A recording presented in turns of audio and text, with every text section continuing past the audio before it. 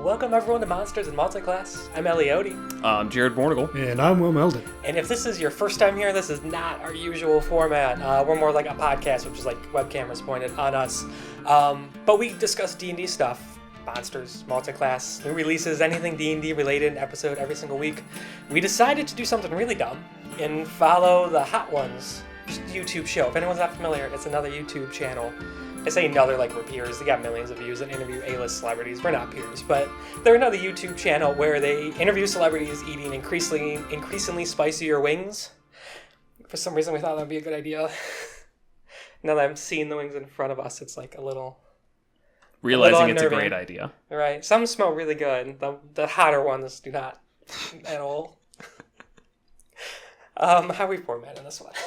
We are formatting it by, we're going to eat a wing and then discuss something. We've got a list of fan questions that we got over the past week or two here, as well as just general topics relating to fire. That is the main theme of today, fire. Some of it you might be wondering, how is that fire related? Use your imagination, okay? I mean, it's mostly there. So before we get started, I will just ask, and this is the one thing, well, one more thing I'll directly steal from Hot Ones. How do you two handle spice? Will, I guess I'll start with you. I do not care for spicy things. Okay, and Ellie, how do you feel about spice? I'm coming around to it.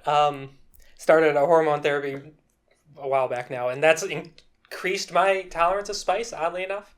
And so I've been starting to get into it. Prior to that, absolutely nothing.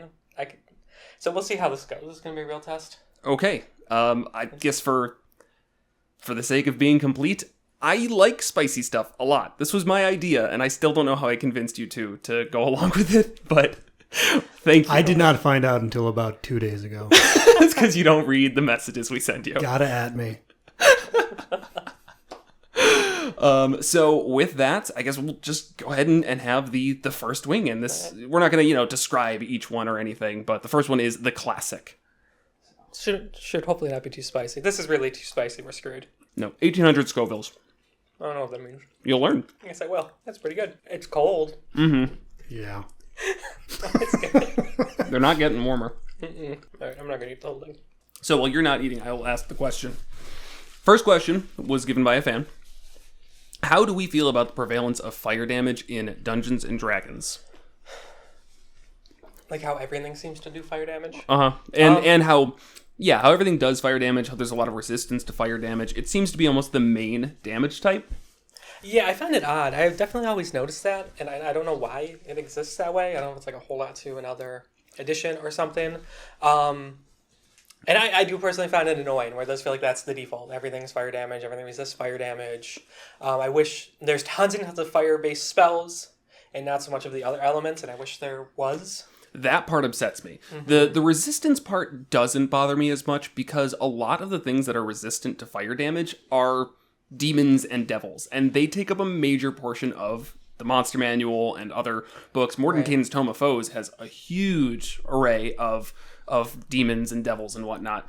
So that part doesn't bother me because it just seems like that's the default for those monsters. So it's not like they're coming up with every other monster you fight. Like, oh, here's a bear, and here's a bear resistant to fire. Okay, you're blowing it out of proportion here. But with that being the reason why, it doesn't bother me too much.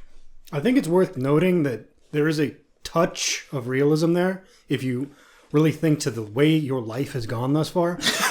Like, how much have you taken to avoid fire? Bludgeoning, piercing, slashing? Yeah, sure. Every kid has. Fire damage? Yeah, we burned ourselves. Lightning, poison, acid, psychic. I think we've all dealt with psychic damage. Yeah, but of the lethal variety, it's and then there's of course the fake ones that are necrotic and radiant, which are just made up. But right. It kind of makes sense. Yeah, and force.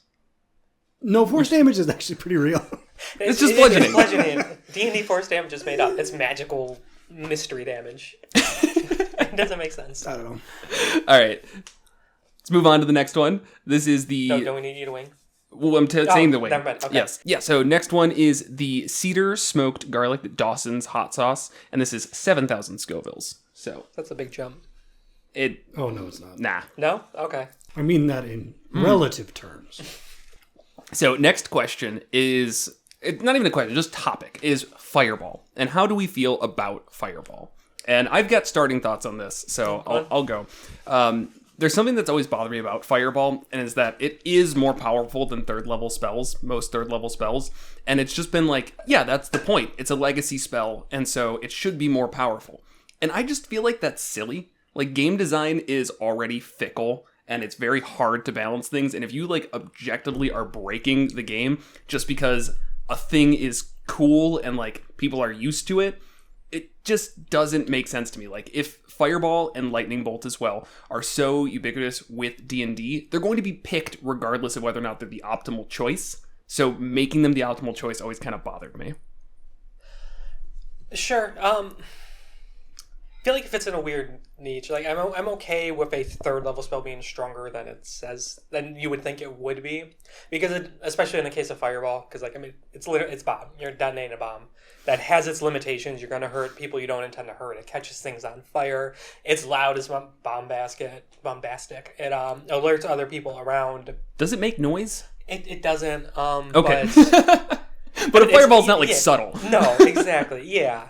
Where something like Lightning Bolt, is that the equivalent third level? Yes. Yeah, where it's a line, which is, it's not... But Lightning Bolt's also more damage. It's the same damage amounts. It's the same damage. 66 on both ways. It's just once, obviously. Right. Fire. Right. Where it's just a line. So it's initially it seems like, oh, you're not going to hit as many things, but it's more surgical in a lot of cases. Being able to do a line versus a giant explosion, I think, is better. I don't think. I mean, I think that it's so rare that that's the case. And no, Jared's right. It's Fireball. It's perfect. It's fine. All right, it's fine. So would you rather see it rebalanced? No, I mean, I'm not going around like saying like we need to nerf Fireball at our table or anything like that. Like, I'm not that much of a grump around it. Right. But it does seem like a thing that if there was a choice to move away from it in the future, because Fireball has already carved its way into the annals of history with D&D, like it's okay to move away from that. That's really it. And what would that be? Dropping a D6 so that it's more in line damage wise, or making it smaller. Boo. It's a big area. Yeah, but I say its size though is one of its detriments as well. So yeah, I have no idea until your players get all like, oh, like I do it up against the wall, and you know the spell doesn't say anything about going further out because I don't know, corners. Doesn't matter. Yeah. All right, on to the next one. Sure. We have Clark and Hopkins Calabria. And this is another doubling of Scoville's. We're up to 15,700. I think this is the most brevity we've ever exercised on the show. We'll talk for an hour and a half on like a challenge rating 2 monster. They're not getting more enjoyable cold. They're not. Maybe we should just eat all of them and then just go through them. Yeah, I'm not noticing a spice difference between these first 3. They're like a little bit in my mouth, but other than that, it's fine. That one didn't taste as great as I was hoping. It's not bad. It just wasn't very interesting to me. Yeah, which one was it? It was the Clark and Hopkins. So I'll show you that later. We're not going to sit here and dissect the flavor profiles. I'm going to go for the milk, though. So the next topic here is Abyssal chickens. And, you know, chicken wings, Abyssal chickens, it only makes sense. Yeah, they actually have nothing to do with fire, so we cheated. Don't they have resistance to fire? I think just because they're demons. So that's a ton to do with fire. Okay. I mean, I'll take just a chicken wing. So, Abyssal chickens, as mentioned, they are demons. They're tiny fiends, and their challenge rating 1/4. Very, very terrifying in their looks, if not in their actual mechanics here.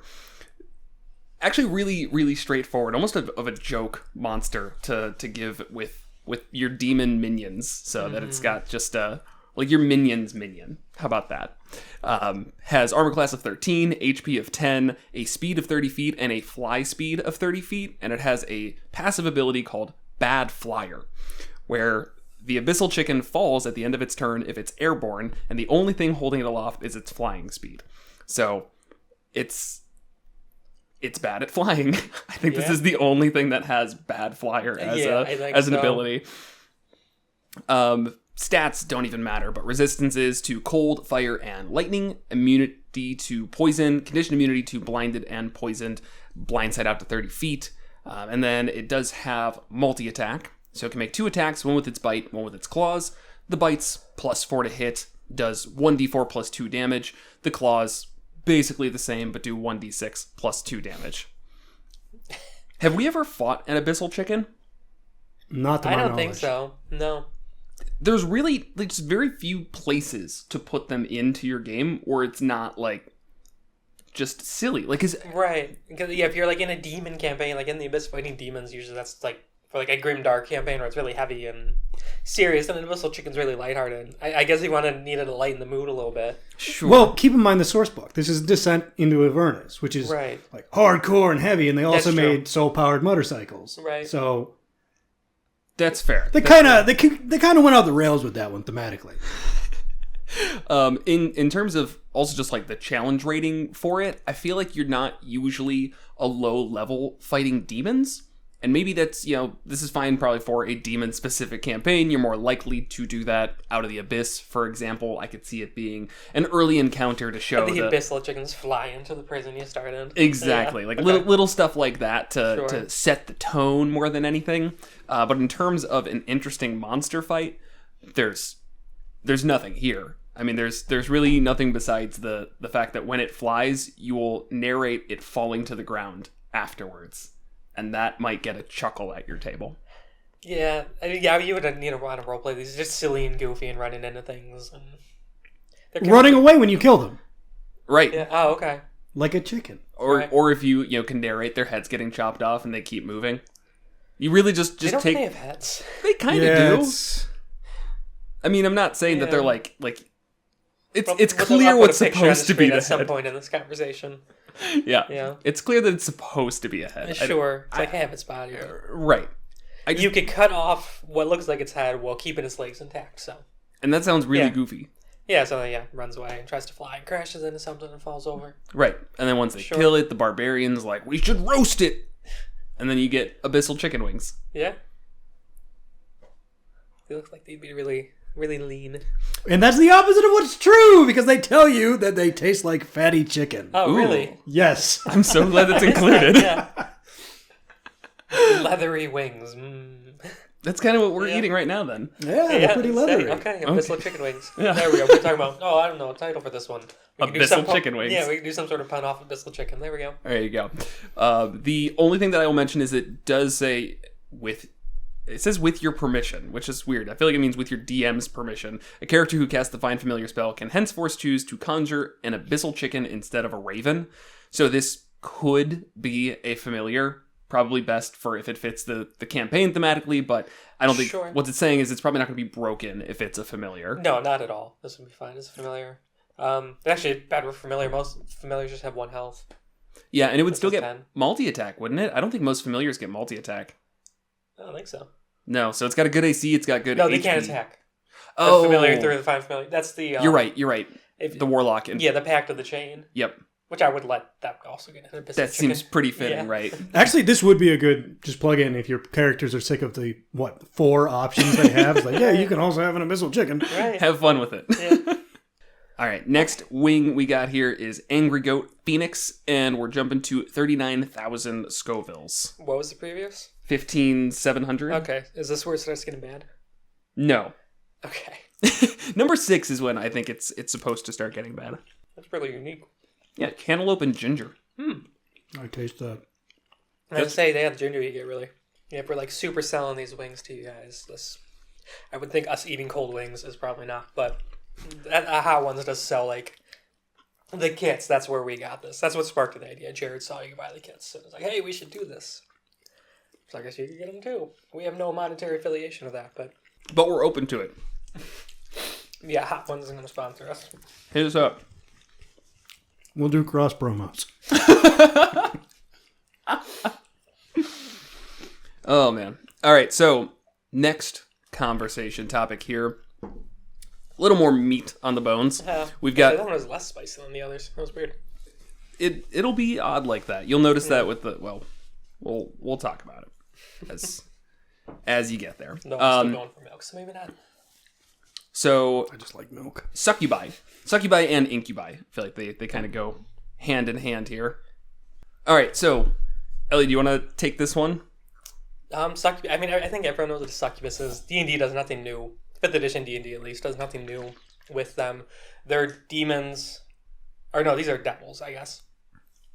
They try and seduce people with sex, corrupt them to evil ways, and steal their soul. It's not just sex, for what it's worth. It's really, I mean, like, that is obviously the big thing, but in general, it's just about them trying to corrupt people into doing, just bad things. They're just trying to corrupt souls. So yeah, their main thing is they want to take a righteous soul and corrupt it, and it's once they become corrupt enough, they then own their soul. They don't want us to be through like mind control and stuff like that, even though they do have that. It doesn't really count. So that last one really snuck up on me there. I mean, I'm now really feeling that. My lips are burning. My tongue, that's uncomfortable. This is going to get fun. Succubus, right.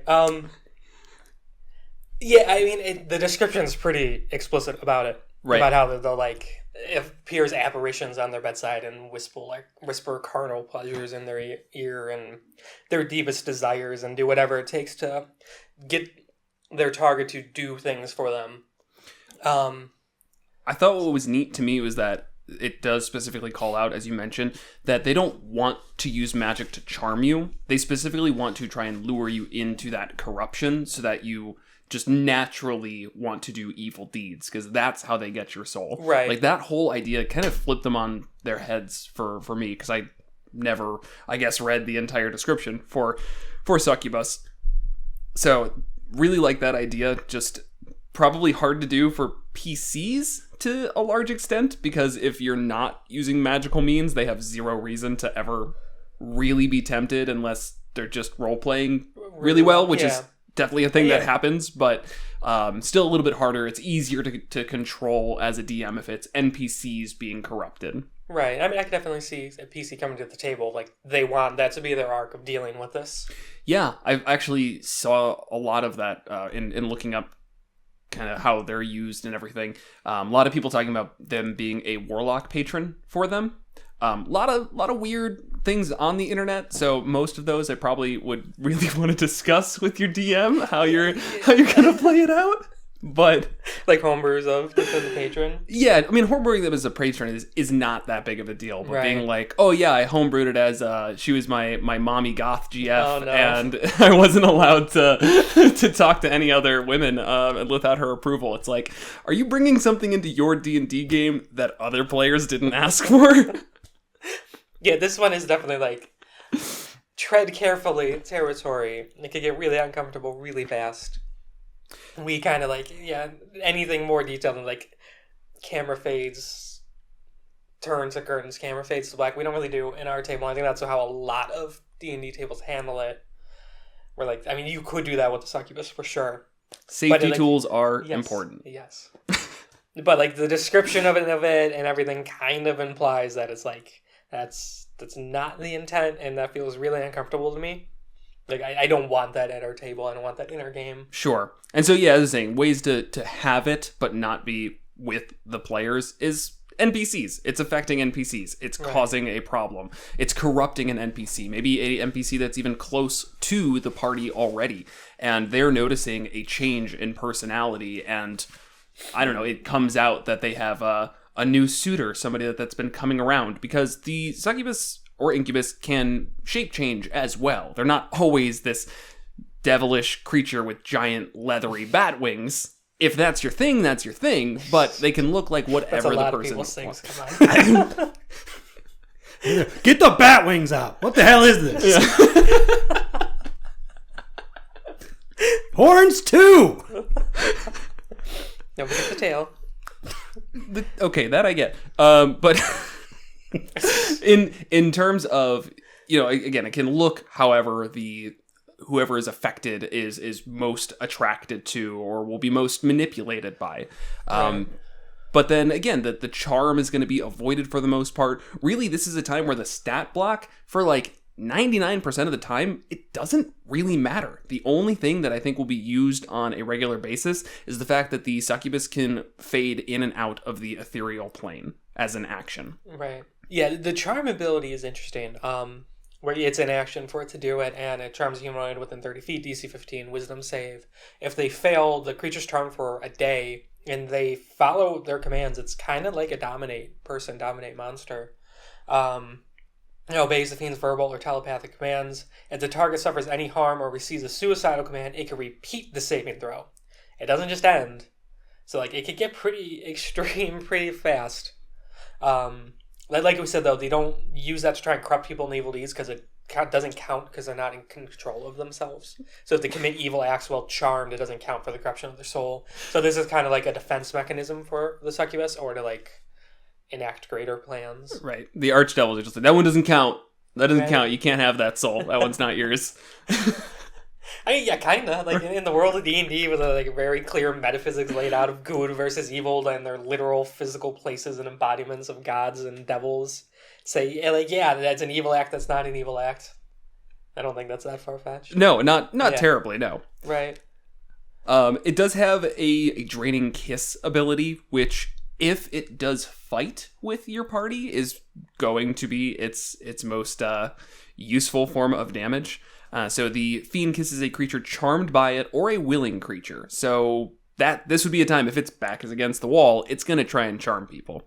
The target must make a DC 15 Constitution saving throw against this magic, taking 5d10 plus 5 psychic damage on a failed save, or half as much on a successful one. The target's HP max is reduced by an amount equal to the damage taken, and this lasts until they finish a long rest. And if you hit 0 HP, you die. And it's not really easy to come back from your hit point max being reduced to 0. Right. And that's an interesting one. Also in the lore, it goes on to talk about how that's like, the succubus is usually farewell to somebody. Kind of like this last laugh. Like a farewell kiss, and it leaves the person hurting and severely damaged. Okay, so even if they're, like, not trying to kill them outright, like, just trying to get in their heads. Right. Make it like, oh, it's so painful for you to leave. It physically hurts when you leave. That's kind of what I'm getting from it. That's not what I got. That's not what it's the kiss of a succubus or incubus is an echo of the emptiness that is the fiend's longing for a corrupted soul. Likewise, the recipients of the fiend's kiss gain no satisfaction from it, experiencing only pain and the profound emptiness that the fiend imparts. Isn't that just normal kisses? The kiss is nothing short of an attack, usually delivered as a final farewell before the fiend escapes. You know what they missed out on, though? It's the trope of they become a husk. A withered husk. Okay. They sucked the life out of him. You know, yeah. I had that thought as well. I'm guessing that the reason why they didn't have any life drain added to it, or sorry, I guess like stealing their life force added to it in the form of regaining HP or something of that nature, is because this would just be hard to balance. I mean, doing 32 damage is already significant, but getting 32 HP back, or even half of that, when it's only a 66 HP creature, it just would be kind of tricky to balance. But I could see something being there. It's also just, it's not going to be used more than once. And honestly, you're going to have a hard time fighting this creature. Like, right. It's not going to stick around and have a fight to the death unless your party has already prepared for a way to keep it where it is. And in that case... And there are ways, like Magic Circle spell, things like that. What level is Magic Circle? I think it's a 4th level spell. Then yeah, that seems possible. Maybe 5th. Especially for a creature that's going to be like lured back to the same place. If one of the party members gets corrupted or is on the path of corruption, then it's easy to arrange a meeting place or whatever you want to do. Right. Yeah, Magic Circle is kind of like made for these circumstances. It's another one. It's like, has that ever come up in our game? Maybe once? We've definitely... You guys have used it when I DM'd out of the Abyss. Oh, well, that makes sense. Yeah. It kind of requires it's planning. That's when the Revenants were attacking the boat. Oh, it's only 3rd level. Oh, it's a 3rd level spell. Okay, yeah. Yeah, that's very accessible then.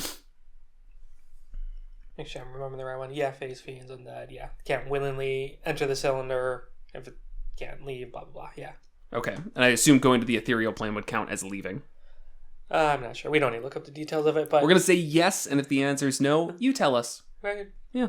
We don't have to do research. Yeah, so we've learned how to game the YouTube systems. Say something wrong and people yell at us and common engagement. Algorithm likes it. So if you're enjoying the episode or angry about the episode, leave a comment. The point is not that we make you happy at the end of this. It's that we give you emotion and that you turn that emotion into likes, comments, and subscribing. That's how the algorithm works. Yeah. That would be nice if you liked it too. Like if you enjoyed the episode. Yeah. Enjoying. All right. Wait. I think we just got to highlight one last thing is the OG artwork is so perfect. It's got that Hot Topic feel. It does. And it comes with the writer. If you have a child with an incubus or a succubus, you become a Cambion, which is just the edgiest kid who ever lived. It's just pure goth That's joy. Devil May Cry shit, isn't it? It's beautiful. Though he was a Nephilos? I forget what the... Nephilim? Nephilim, that was it. The combination of an angel and a demon having a child together. And then, the incubus is just as edgy. I mean, shirtless dude with the leather arm bracelets and straight off a pants. romance novel, right? Right. It's just beautiful art. Like, it's just like, oh, just wrap me in your wings. Right. It's good stuff. Yeah. All right, on to number 5. We got the Los Calientes Rojo, jumping up to 49,000 Scovilles. I didn't think they could get colder, but they are getting colder. I'm laughing about how terrible this probably sounds. Eating the wings? Mm-hmm. There are channels devoted to things like that get a lot more views than ours does.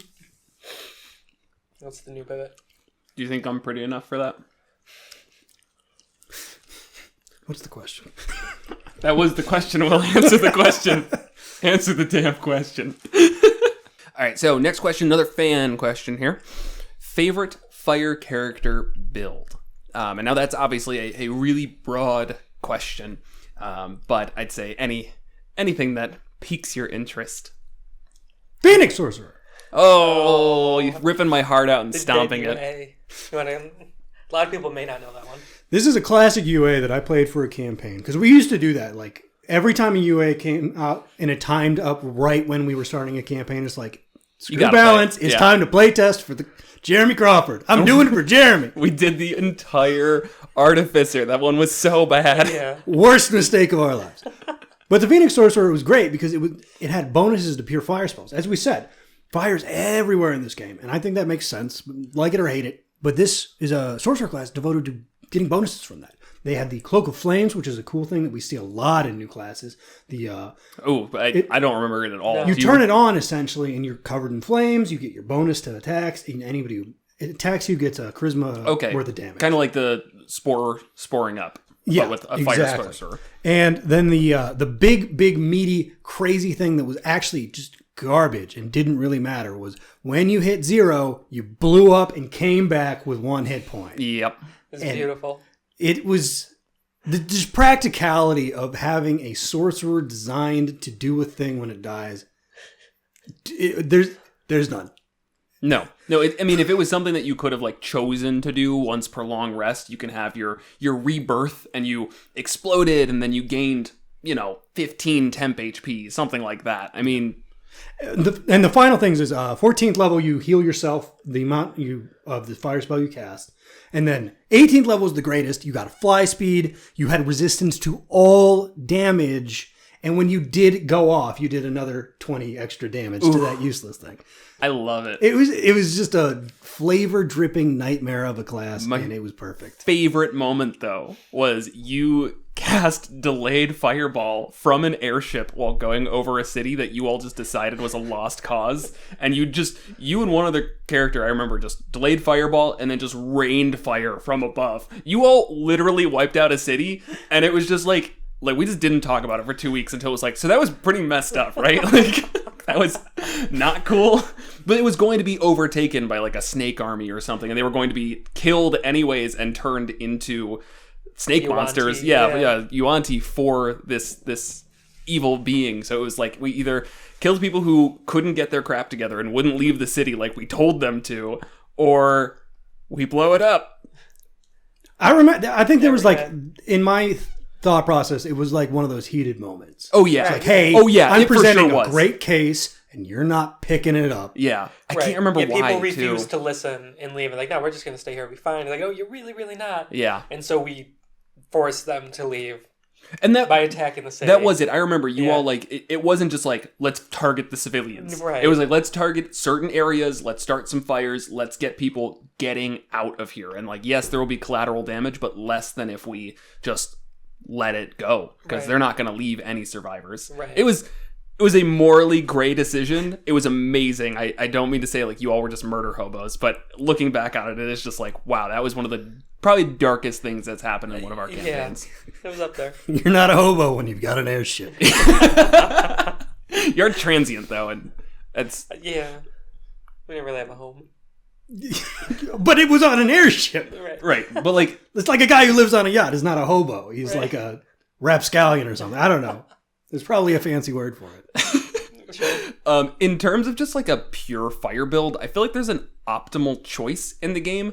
Wizard, Evocation Wizard specifically, Right. with the Elemental Adept feat, which allows you to ignore resistance to fire damage or whatever element you choose, as well as something else. They could like sculpt spells. They have careful spells. They could, Evocation can. They Yeah, get that's additional what I'm saying. damage for the Elemental Adept. When you cast a spell with that damage type, it does more, I believe. I think that's the sorcerer. You're thinking of the dragon sorcerer. I'm thinking of neither. It's a feat. Elemental Adept. Oh, okay. Sure. Yeah, I don't so know off the top of my head, but That's fine. Elemental Adept ignores resistance to that damage type, and you get to add like an additional damage die, or no, you get to reroll 1s and 2s. That's it, like one time per spell.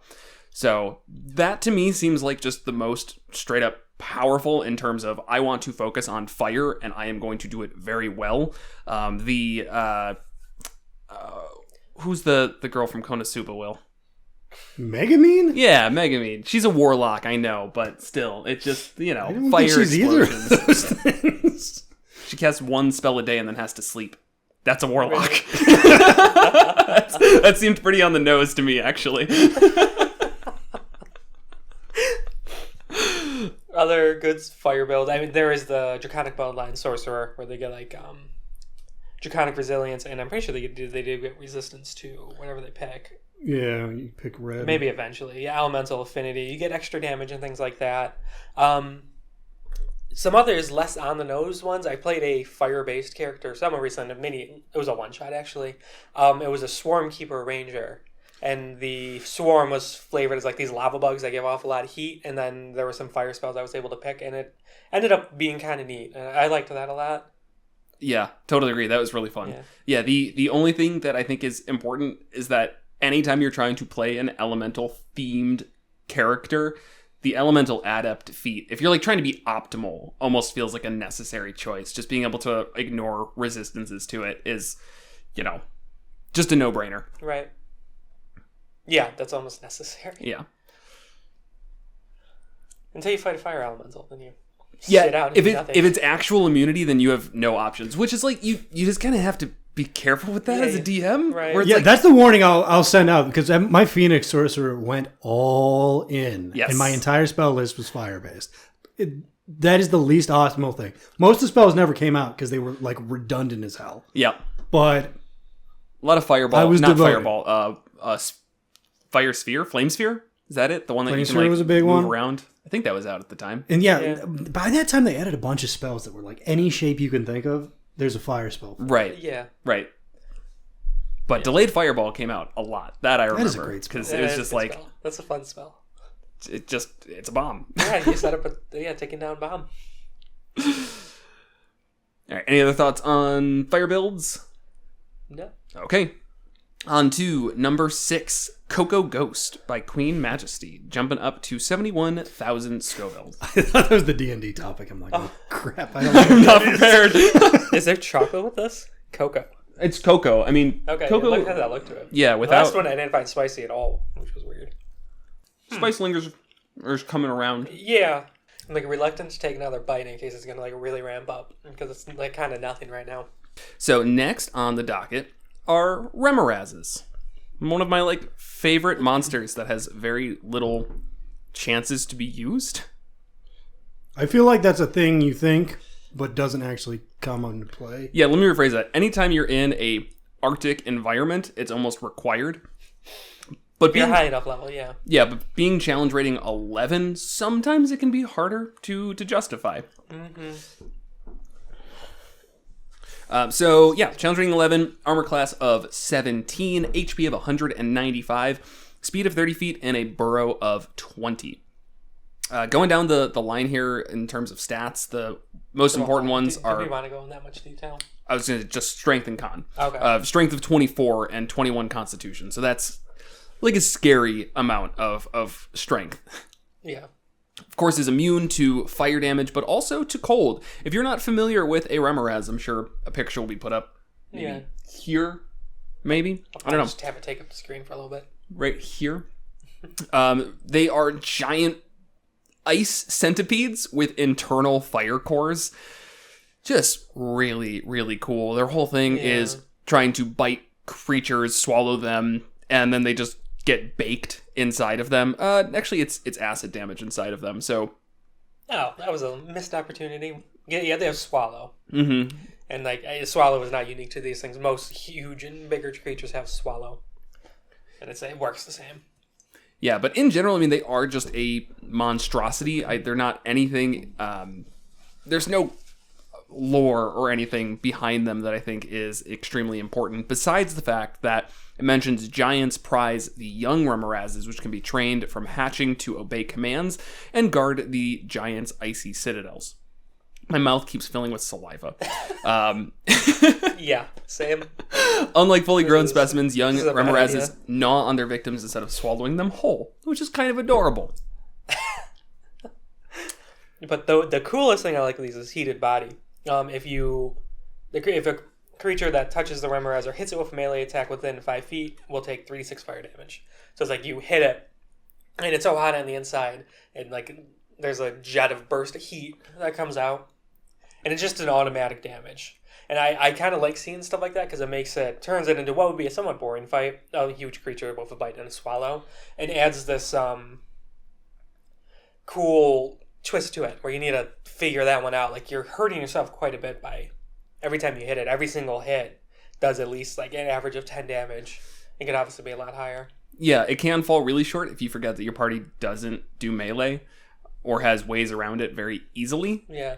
In which case, I mean, maybe it changes it up. You've got a fighter who's like, oh, this is probably the one time I want to pull out that longbow I've been lugging around for the entire campaign, but now is the moment that I'll actually use it. But one thing that's important to remember as you're DMing a monster like this is it does well in close quarters. It is not going to just let you run away. Right. So, and if you allow a opportunity attack, so you're trying to give yourself some distance, it gets to bite you, which if it hits, you are grappled and you're not running away. The escape DC is 17 and you're considered restrained while you are bitten. So it is in its best interest to, burrow into the snow, burrow into ice. It has a burrow speed for a reason. Pop out, maybe get a surprise round. Maybe not. It doesn't have any stealth added to it, so whatever. But either way, pop out, grab a PC, and if you're really feeling evil, just dive right back into the snow. Right. That's my favorite thing to do, is to swallow a PC and just have them just like, oh, they left. Go chase after them. Good luck. Yeah. And I think this monster's perfect for that because the nature of its burrow, I think, should be kind of intuitive. It's just boring a hole through the ice, a very hot melted hole. Yeah. You can just go straight for it. Yep.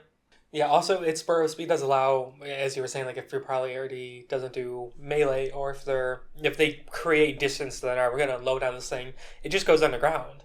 Yeah. So another way of just not letting the ranged fight happen. That's a very good point, right? I mean, somebody's trying to stay in the back, burrows underneath, pops up next turn, says, hey, surprise. Right. And then just takes a nibble and goes wherever they want to. Yep. And they're still swallow, because that's just the bite. And while somebody is bitten by the Remorhaz, it can only bite that one target unless it swallows them first. So it can make the bite attack again against a medium or smaller creature that it's grappling. If it hits, the creature takes the bite's damage and is swallowed, and the grapple ends. Hooray, the grapple ends. This is all good, right? While swallowed, the creature is blinded and restrained. It has total cover against attacks and other effects outside the Remorhaz, and it takes 66 acid damage at the start of each of the Remorhaz's turns. So not a fun place to be. No, definitely not. Yeah, these fights could get a little too intense. like if you play like super optimally and have more than one, it's not that hard to wipe out a party. Not give them many opportunities to do something about it. Pop up, bite, swallow, swim away. Yeah, it's true though, because we were in an Arctic campaign just the other week, and I didn't throw a challenge rating 11 creature at you when you all were level 7, 8. That's usually like the perfect level to start doing that. Right. But I would only throw the young Remorhazes that I might have tweaked a little bit to make their damage a bit more intimidating, I think. Right. But otherwise, the young ones, which are, you've got pulled up for me. Challenge rating 5. Yeah, challenge rating 5 are like perfectly fine, but you're not getting any of that swallowing and the tactics that really come, that make a Remorhaz feel so interesting. Right. Yeah, young Remorhaz, though, it is basically just a tone down. Less health, less AC, less stats. It still has the same heated body, just less damage. Same bite, but less damage, and doesn't have a grapple or swallow. It has the same art, which bothers me. It's like, that's still pretty big. Just like mentally, it's scaled down. There's nothing to scale there, so you have no idea. They need them side by side. That would make me feel better. But yeah, I've used in this last campaign the young Remorhazes as minions. The fact that they are able to be trained makes them perfect for minion fights, or just being kind of side to whatever the main thing is. But again, you have to be careful because a adult Remorhaz should probably be the focus. It's going to be the focus until it gets taken care of. All right. Moving on. This is where it's going to get rough, isn't it? I'm going to grab more milk. Maybe. I don't know. So we're on to Jacqueline Hyde by 13 Angry Scorpions. 109,000 Scovilles. That wasn't sound pleasant. No. Does anyone need more milk while I got it? I'm all right. Yeah. Oh, yeah. More? Yeah. Making a weird will. I just like milk. How's this one? This one's going to suck, I think. Punches the back of your mouth a little bit. That's the description I like in my I can food. feel that. It tastes pretty good. Yeah, it does. I'm not getting a spice yet. I'm waiting for it. No, it'll come. Yeah. That's a logic. Most of these impediments should have a really, really delayed spice. Yeah. That's weird. That's usually, if I have like spice, it's like hits me right away. These are all. So what actually makes a good hot sauce is just that. Because you want to taste it first. That makes a ton of sense. Yeah. So Okay. they choose peppers that specifically have that more delayed heat to them. Mm-hmm. So that way you get flavor, and then, whoa, here comes the spice. And the sweet endorphin release that comes with the pain. Mm-hmm. Oh, yeah, there's the heat. Shouldn't have taken that last bite. I think this is where I start struggling, so. All right, that one really snuck up on me. All right, move on. What I always find funny about the water is it doesn't do anything. I find it refreshing. It's refreshing, but all it does is just spread the heat around. Because this is still... The milk's good. I like the milk. This is still building a little bit. But yeah. We'll get into the next one. Yep, we got 3 more. The next one is also a little sneaky surprise here. The Lava Child. Oh, God. So this was brand new to me. I'd never heard of a Lava Child before. This kind of snuck up on me. Yeah, art on the screen, by the way. Yeah. So, It's like the Chucky of monsters, kind of. Not in looks, not in actual act. They are on the plane of magma, which is tucked between the plane of fire and the plane of earth. You know, you just squish between them and you get the plane of magma. It makes so much sense. But I read that and laughed out loud. Like, it feels like such lazy world. Right? I get why it's there, but...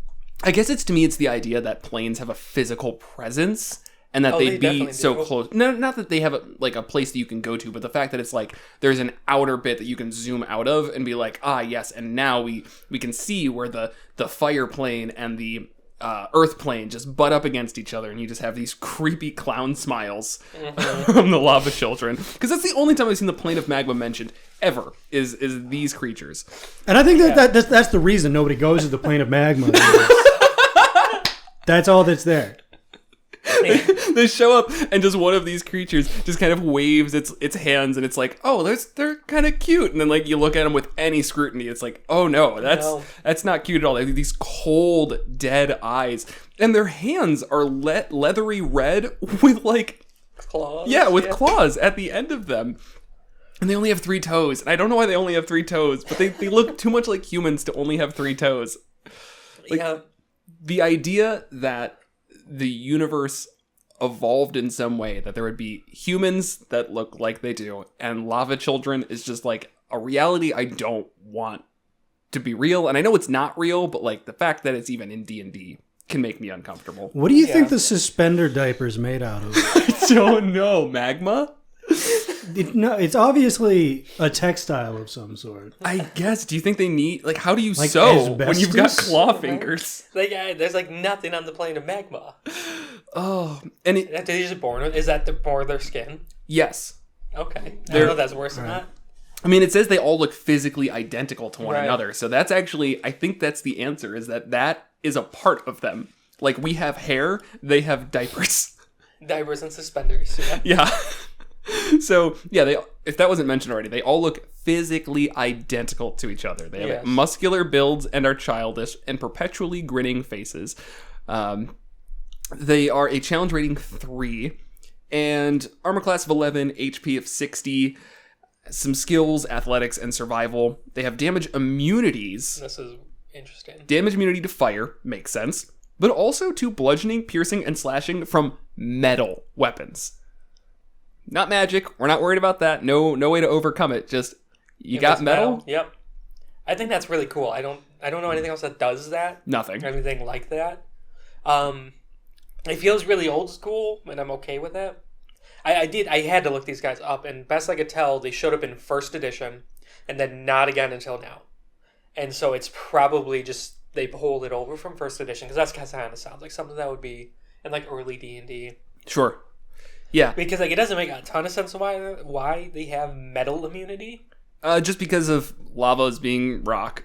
Okay. It's Sure. molten rock, so they're like lava. They're made of lava. And what would happen if you stuck a sword into lava? Yeah. Nothing. Yeah, I mean something. Nothing to lava. But if you beat it with a stick, Right. it's over. Be gone, Fire River, be gone. In terms of like actual damage that they can deal out, it's nothing too interesting. They have multi-attack, 2 attacks, one with their bite, one with their claws. The bite is +6 to hit, does 2d6 plus 4 piercing damage. The claws do 1d6 plus 4 piercing or slashing damage, and have a +7 to hit instead of +6. Whatever. Really, that's the one thing that disappoints me is like I don't know if metal immunity is enough to carry this into interesting fight territory. Well, in addition to like the damage immunities against metal, they also have the metal immunity feature. The Lava Child can move through metal without hindrance, and it has an advantage on attack rolls against any creature wearing metal armor using a metal shield. Yeah, I don't know why I quoted metal immunity, because that's literally what it's called. It's not a quote. It's just, that is a quote, isn't it? I guess so. Yeah. But we don't do that every time we know. repeat like the Yeah. stats up. Yeah. Bite, melee weapon attack. Blame the wings. That last one really got me. I'm now to 1-bite territory. I've been trying to eat most of them. We're down to 1-bite territory for me. That's fine. Yeah. There's no shame in not wanting to devour all of that. Yeah. The next one's gonna be bad too. Yeah. So Is that the bomb? yeah. Oh boy. So yeah, the only thing I will add is that it does mention these are generally harmless creatures. Like they're not just going out into the world and causing mischief and I don't know, hatred. They are true neutral in their alignment, but they also are very protective of their lands. So even people who accidentally stumble onto their lands are going to have a very bad time. Yeah. So not Well, knowing they're- how to deal with them does, and this being kind of a surprise, which I'm sure it would be, I guess you get like 2 or 3 rounds where the party's like, I have no idea what's going on or how to get around this. Right. Yes, as though they're not violent by nature, lava children fiercely defend their territory they claim as their own. Many intruders have been fooled by a lava child's smile, believing themselves welcome when in fact they're about to be torn limb from limb. So I read that as they are physically incapable of not smiling. Yeah. Like if we're going with their suspenders and diapers are just part of their body, I think their smile is permanent. Yep. They Just can't, like mine. they can't officially talk. They speak Common and Ignan, which... And they're not dumb. Yeah. No. They just look terrible. So they could have an Hands of entire 11. society. Yeah. Well, kinda. Like I don't know what they would build with. I wonder what did they eat? It says what they eat. What do you mean? Lava children eat meat, bones, Oh. paper, plants, and just about anything else not made of metal or stone. Go figure. Okay. I guess I missed that. Cooked meat is their favorite. So that's the They're that's just the like peace us. path. I think that's the part that, like, it really does it. It treads into that uncanny valley type feeling where you're like, oh, they are, right. like, they're somewhat human. They have human aspects. I can see there's intelligence there, but they're horrifying. They also lay eggs. I forgot about that. Yeah. Yeah. That's the reproduction. So the first ones are created by the merging of spirits of earth and fire. Upon reaching adulthood, they procreate by itself. An adult lava child lays several eggs in its lifetimes, which is roughly 50 years. They incubate in pools of molten magma until they hatch. The pink, smiling newborn matures at the same rate as a human. Oh, a baby smile's never been so terrifying. Something that I think would be interesting is these don't have to just be enemies. I could see a scenario that you set up as a DM where the party works together with the terrifying lava children in order to keep their land safe. The party somehow convinces them, like, no, we're here to help, and we want to assist you and protect your lands. And, oh my gosh, I don't know if they, like... I think most parties would be like, we should kill these things on site just on principle alone. But if you give a greater evil, see what happens. Right. One thing to note is I think this is a great thing to use if you want a kind of low-level, simple fight in a lava biome. Yeah. With lava traps all over the place, because they can just walk right through it, whereas your party less so. They could be shoving people in. They could have, I don't know, like nets or lassos or something to drag you in. Oh, they come out of the water and grab people. With their smile, yeah. just smiling, dragging them in. Into the lava. Oh my gosh. With +6 athletics as well, that can actually happen too. It's not like they're -4 or something. So, yeah, popping out of the lava is... That's it. That's the thing to do. Yep. All right. Next one. Somehow an even worse Kelpie. Yeah, basically. Next one. I want to explain the Kelpie so I can delay eating the next one. Oh, please. As long as you'd like. No, we'll move on. All right. Kelpies. So next up, number 8, Da-Bomb Evolution. So if you ever watched Hot Ones, this is usually the one where it's pretty bad. How many? Scovilles or whatever? Oh, 135,600. No, that's a jump up. Yeah. Okay. Cheers. Yeah, this is a one. I'm analyzing the wing I for the know. least sauced spot. Got it. Yeah. It was a very thick sauce. This one does not taste good. No, it doesn't. Ew. It tastes like Ron Burgundy would smell. Nothing yet. Pepper spray? This actually does taste like pepper spray. Mm-hmm. It's really not good. Mm-mm. Gross. Yeah, I have 2 bottles of this. Why? Because a friend gave me the original bomb. The bomb. Because they're like, I don't like this. I'm like, I won't like it either, but I'll take it. There it is. There's the heat. Yep. Oh boy. Feel really warm. Yeah, that'll happen. Yeah, definitely starting to feel the sweats. So, like, you keep trying to breathe to get your tongue, like stop feeling hot, and it doesn't. No. You really trying to stone face this right now, Will? Yeah, it's pretty hot. That's Will's thing. Oh. More milk. Yeah, that just... Oh, it's underneath my tongue, too. Ta-da! Thank you. The little milk fairy. Ooh. Eyes are starting to water. Oh, just as a warning, don't touch your eyes. Okay. If you do, use a fresh napkin that your fingers have not Yeah, touched. because I am actively tearing up. Yeah. Good thing for, this doesn't impact you guys. Waterproof mascara. Oh, yeah. Yeah. Good call. Yeah. So the next... It's hard to not find it now. Next one is a Yeah, I discussion guess we need to start talking. That's the point of this. about Fire Shield. The spell Fire Shield. This is... You're like, I don't care about the spell Fire Shield. Yes, you do, Ellie. You love it. Or you hate it. I don't know why we did this. Oh, man. We got 2 more. And they're so much worse. Not really. Not really. So, Fire Shield is thin and wispy flames wreath your body for the duration, shedding bright light in a 10-foot radius, and dim light for the additional 10 feet. You can end the spell early by using an action to dismiss it. Why? Why does it take a whole action? The flames provide you with a warmth shield or a chill shield, as you choose. The warm shield grants you resistance to cold damage, and the chill shield grants you resistance to fire damage. In addition, whenever a creature within 5 feet of you hits you with a melee attack, the shield erupts with the flame. The attacker takes 2d8 failure damage from a warm shield, or 2d8 cold damage from a cold shield. So you turn yourself into a Remorhaz. It's a really cool one. Yeah. Really underrated spell. I don't feel like I see it used much at all. It's because it's 4th level. Yeah. That's my guess. But it's not concentration, and that's where it really, really surprises me. This is so bad. Oh my god. No, it's okay. Do people willingly eat this as a thing they enjoy? No, they film themselves for YouTube. It's the novelty. Okay. No. I've eaten this for the enjoyment. I think on the chapter mark each sauce. It unironically gives a feeling of euphoria afterwards. So yeah, I will eat this in the same way that I will do drugs. Not that I do drugs. When does that come on? I'm waiting for it. Once it fades and you get through it, you're like, whoa! I just went it's a roller coaster. Okay. If you don't like that idea of a roller coaster where there's that feeling where you're like, I'm gonna die. I love roller coasters. I don't love this. Well, you're not off the roller coaster yet. I love roller coasters while being on roller coasters. The entire experience is actually pretty great on a roller coaster, unless you have issues with the roller coaster. Right. It would be really neat to eat this, then go on a roller coaster. I want that. So, Fire Shield falls into the issue where it is only able to be cast on self, and the people that can cast this are wizards, Circle of Wildfire druids, the Fiend, the Genie, Battlesmiths, and Armorers.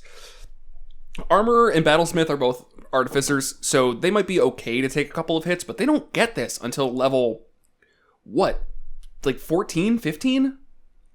When do artificers get 4th level spells? Get 4th level spells. It's a while. 17th is 5th level spell, so it's definitely up there. So we're gonna say 14th or so. Oh my god. Maybe 13th. Yeah. Either way, that's pretty late in the game to get 2d8 damage back. I was really looking to see if there was a way to cast this not on self, and it's just not going to happen. The main time I think that this is a great spell. Range area, self. How do I not do that? Well, I was thinking with Sorcerer Meta Magic, but there's no Sorcerer Meta Magic that allows you to make a spell not self. No. Yeah, there is the one to do quicken it. This then becomes a bonus action. Yeah. Which is awesome, but sorcerers don't get it, so you have to multi-class or take the meta magic fee. Yeah, so it's hard to tell. It's just who does this really fit well? And I mean, a wizard who's getting attacked actively, you're better off not getting attacked and choosing spells that make it so you don't take any damage rather than trying to reciprocate damage. You know who this is old school, but the class that benefited from this the most was OG Hexblades if you made it out of a Fiend Warlock. Sure. But they don't get it. Now Hexblade's on the table, that's kind of a dumb thing to chase. Well, also the Warlocks don't get this. The just Fiend the Fiend. does. Yeah, just Right. the Fiend. Right. I hear And what the you're Genie. saying. I hear what you're saying.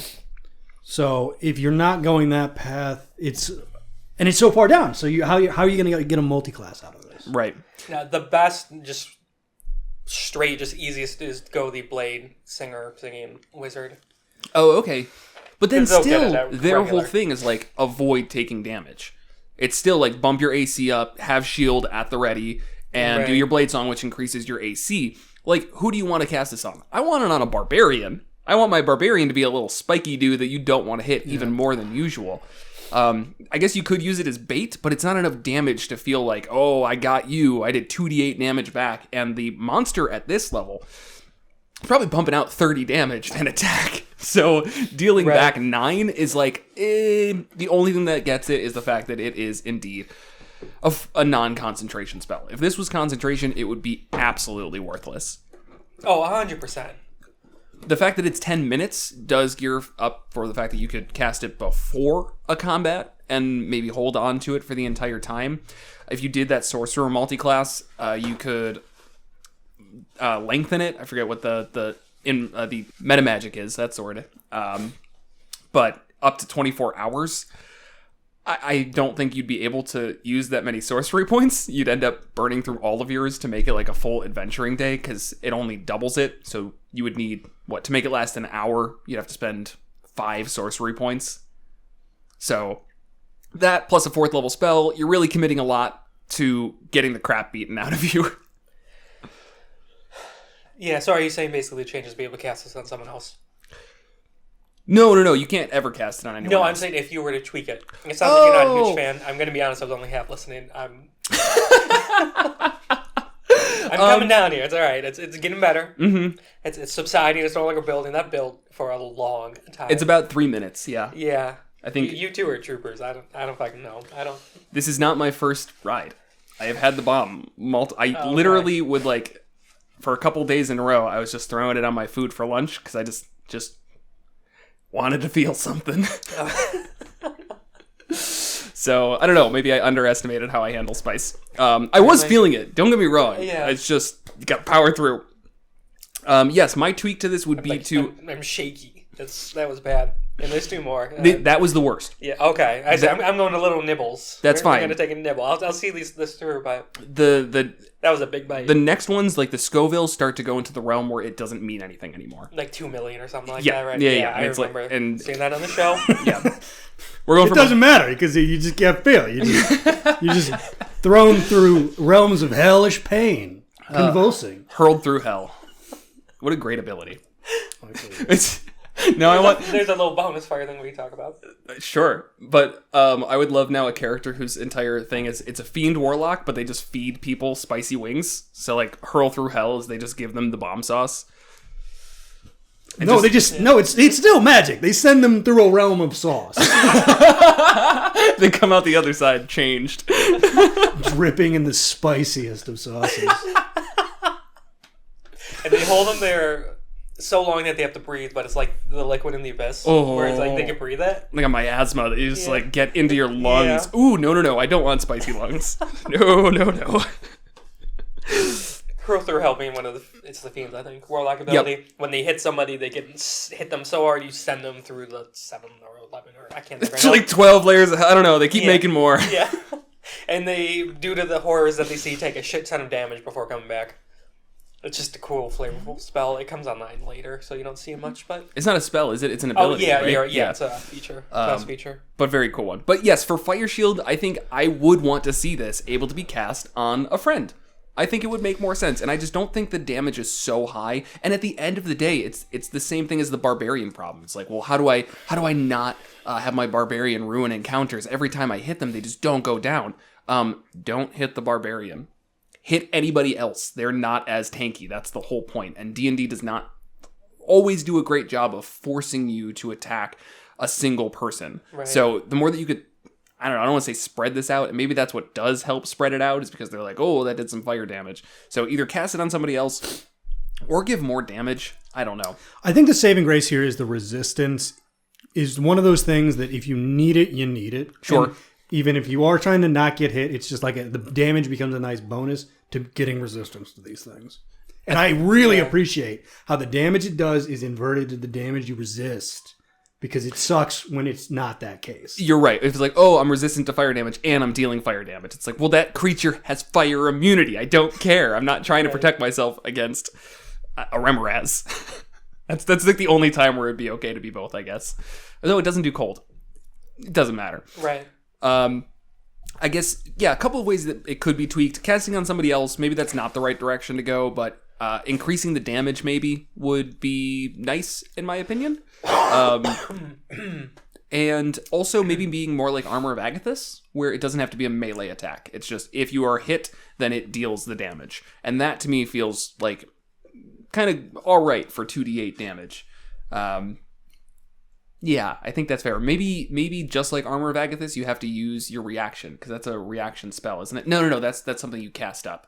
Sorry, Armor of Agathis, you get like a ice coating, and then it deals cold damage back. So, I don't know. I'm sure there's some ways that you could tweak it, but I won't sit here and pontificate for too long. We've got more wings to eat. No, pontificate. I still feel it on my lips. My outer lips are still burning. Oh, that will go away in 2 to 3 business days. Okay. So you're saying the bomb's the worst? Yes, like famously the worst. I've never had anything higher, but that is famously the worst. Okay, that's making me feel good. Okay, well, down the hatch. All right, what is it? I don't know. I'll tell you. So next up is the Pucker Butt Pepper Company. Extra mean greens. We got 702,000 Scovilles. So we went from 135,000 to 702,000. That's what they tell us. Scoville's kind of sounds made up. He was just a dude, like, eyeballing it, mouthballing it. Sorry, I am just doing a little nibble. That's okay. You'd think that he would have given a more, like, reasonable scale, though. Like 1 to 100. Making it so that it's even possible to have 2 million units tells me that your scale does not hold up to any scrutiny. It is not a bounded scale. It goes up to 16 million. So far, nothing from this. I'm waiting for it. What's there? Lurking. Waiting. I like the flavor, though. It's got a little, like, citrusy kick to it. I am waiting for something, though. Oh, yep. There we go. I can't believe you ate all the previous one, too, didn't you? Mm-hmm. I told myself if I ever did this, I wasn't gonna half do it. Well, I'm half to, but I'm quarter doing it. That's okay. I'm phoning it in. I am a spice enthusiast. Yeah, clearly. Maybe this will help me. I'll go to more like reasonable things. Like, okay. No, that actually did 100%. One time, we were all eating habaneros. Just a thing you do? I don't remember why it came up, but yeah, we were like, let's eat some habaneros. I don't know. Living with like 3 roommates is sure. It's just wild times. You do dumb stuff. All right, I feel like I actually need to take another bite of this one. I got almost nothing from it, or is it that delayed? It's not. It's still not climbing. It has peaked already. I'm gonna regret this, but it's definitely spicy, but it's not the same. Yeah. So my girlfriend at the time, would like not eat spicy stuff, but for some reason she's like, yeah, I'll eat a habanero with you guys.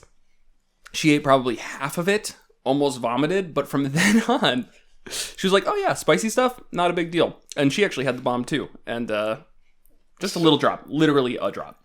But throwing up was on the table here? That could happen? No. Okay. If you eat a pepper, like straight, the oils linger for so long, and it churns your stomach and everything. This is not scientifically based at all, but one of the things about hot sauces is that they've at least... You know what? I got nothing else. I don't know why there's a difference, but it's hitting me. It's ruining my brain now. Oh no. That's okay. Question. That is the what we're here for. Balors. Oh yeah. The not Balrogs. Balrogs? How do you pronounce that? Balrog. Thank you. So I think that was a guess too. That sounded right though. If you're not familiar. One, watch Lord of the Rings. I mean, read it, watch it. Yeah. Well, these are at least aesthetically the same, basically. Yeah, it's like as close as you can get without stepping on copyright. Which Tolkien will get you for. He's in his grave, but he's not resting. So these are challenge rating 19. I'm getting the spice now. The extra bite did it. Mm-hmm. Oh boy. They carry around a fire whip and a lightning sword, and they are a 20-foot tall demon. Red skin, horns. I mean, just like the most classic demon look to them. Mm-hmm. They are considered generals of the demon army and will lead the charge fearlessly. They're not so much tacticians, though they do have 20 intelligence, as much as they are just brutal in every capacity. So yeah, as mentioned, armor class 19, HP 262, speed of 40 feet, fly speed of 80 feet. Mm-hmm. All of their stats are over 20 except for Dex and Wisdom. So just... Which are 15, 16. It's right. not even that bad. Right. And it has saving throws in Strength, Constitution, Wisdom, and Charisma. Damage resistances to Cold, Lightning, Bludgeoning, Piercing, and Slashing from non-magical. Damage immunities to Fire and Poison. Condition immunities, Poisoned. True Sight out to 120 feet. It speaks Abyssal and has Telepathy. Yeah, these are challenge rate 19. I don't know if you said that. So we're getting up there. Yes. See, as the Scovilles increase... The challenge rating increases. What could be next? Woo! We just got done doing a spell. A level 4 spell, Will. So I'll get to some of its passives later, but to go through its actions, it does have multi-attack. Can make one attack with the longsword, one with the whip. The longsword is plus 14 to hit, reach of 10 feet, single target, does 3d8 plus 8 slashing damage, and then 3d8 lightning damage. And if it scores a critical hit, then it rolls 3 times instead of twice on its damage. So in that case, it would be 9d8 plus 8 plus 9d8 lightning damage. Yeah, the triple crits. Yeah. That's crazy. So luckily they didn't How many include. dice these things have? Yeah, luckily they didn't include any and also it crits on a 19 or something. Right. If you want to break a game, make it crit on a higher range. Then it has a whip, also plus 14 to hit, reach of 30 feet. Does 2d6 plus 8 slashing damage, and then 3d6 fire damage. And the target must succeed on a DC 20 strength saving throw or be pulled 25 feet toward the Balor. To get whacked. Yeah. Yes. Yeah, that's gets you within range. This is how you get around everybody's staying far back. Yeah, he flies 80 feet, whips him, pulls him closer, hits him with the longsword. There is no, I'm running away from this thing if it doesn't want you to. Yeah. It's also cool that you could pull them up. You could be 25 feet above them. Oh, yeah. Whip them, pull them up, slash, fall down 25 feet. That's so mean. Yeah. I love that. And the imagery is just fantastic. So, in terms of its passives, I'm going to get to the big one at the end here.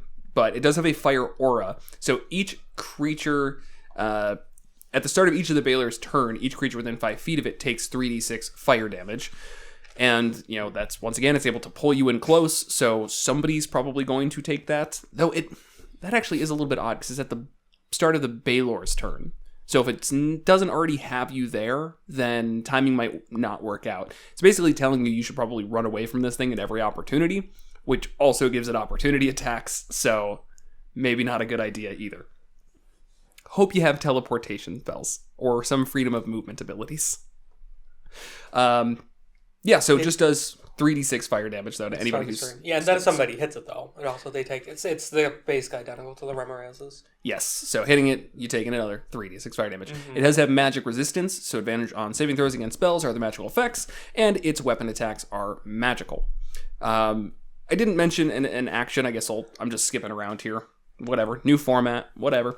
It does have teleport, so it's able to teleport 120 feet to an unoccupied space. You can see as an action that probably only happen if the party really just got into good positioning and it needed to ruin that, because sacrificing an entire action when it doesn't have legendary actions is probably a little tough to justify. Yeah, it doesn't have legendary actions. It's not a legendary monster. No, These things are a dime a dozen. You go down into the abyss and you're just like, yep, there's Bob the Balor, there's... Patrick the Balor. Yeah. Sally the Balor. Yeah, they keep having the most standard American names. And it's not Rolab because... the Balor. Is that a standard American name? It's Balor backwards. Oh. Whatever. All right. So at the end of this fight, when your party feels like they have finally prevailed, we get to the death throes. When the Balor dies, it explodes, and each creature within 30 feet of it must make a DC 20 Dex saving throw, taking 20 D6 fire damage on a failed save, or half as much on a success. The explosion ignites flammable objects in that area that aren't being worn or carried, and it destroys the Balor's weapons. Which is important because you don't want your players asking if they can get the fire whip. Even if they can destroy, the answer is no, it is too big. So, yeah, I guess. But I'm a giant. Why did I let you play that? Yeah, the 20 DC dex saving throw, obviously very high. Mm-hmm. 20 D6 fire damage. I mean, it's average of 70 damage. The party might already be very, very close to dying, and this could just seal the deal. And that's rough. That's very rough. It is. Yeah, with 30 feet. Mm-hmm. And there's not like a timer thing. It's not like you have a round before it explodes. It dies, it explodes. Right. So if your party doesn't know about that, then it's quite terrifying. Now, I will say this is a monster that to me is very affected by knowing the stat block, because I could very well see once the fight's kind of winding down being like, everybody, whatever you do, back off. Yes. Get far away, because this thing's going to explode. So, you either have to tell people, hey, no metagaming, or, have them roll for it, that whole thing. We don't have that issue at our table. I think most of the time if you all feel like you know something, you'll ask if you can roll for it, and I'm always fine with that. Right. You do a fantastic job of role-playing if you don't know something. Thanks. So in terms of using these, I feel like these high challenge rating creatures that aren't legendary fit in a weird spot. Since they don't have legendary actions or legendary resistances, they're not good boss fights. Because they're too easy to just get shut down. Yeah, I mean, you can officially just banish this creature. Yeah. And You can officially do a lot of stuff. Can paralyze it. Yeah. Stun it. Like, it's not going to be put easy. it to sleep. Because it has... It's just immune to poison, that's it. But the fact that it has advantage on saving throws against spells and a plus 12 to its charisma... That's true. ...means that you're probably going to use a lot. And honestly, that can feel better than legendary resistances, but it does ruin your fight if, it rolls a 1 on its charisma saving throw. I don't know, 2 1s. What are the chances? And then it gets banished, and it's like, okay... Game over.